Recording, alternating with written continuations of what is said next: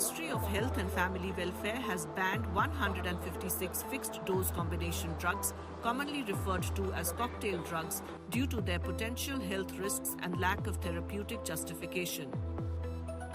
These drugs combine two or more active pharmaceutical ingredients in a fixed ratio and are widely used to treat common ailments such as fever, colds, pain, and allergies.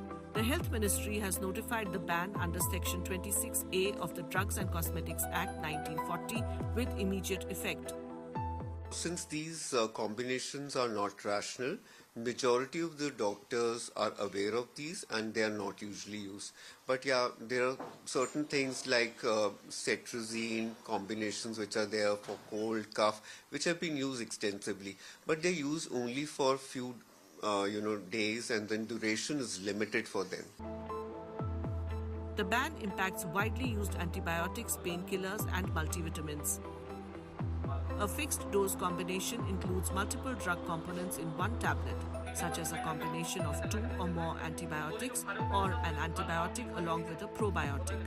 According to doctors, their usage may lead to avoidable side effects, harming a patient's health. कोई भी दवाई हम देते हैं, कोई भी दवाई side effect proof दवाई नहीं है। हर दवाई का कुछ ना कुछ साइड इफ़ेक्ट होता है।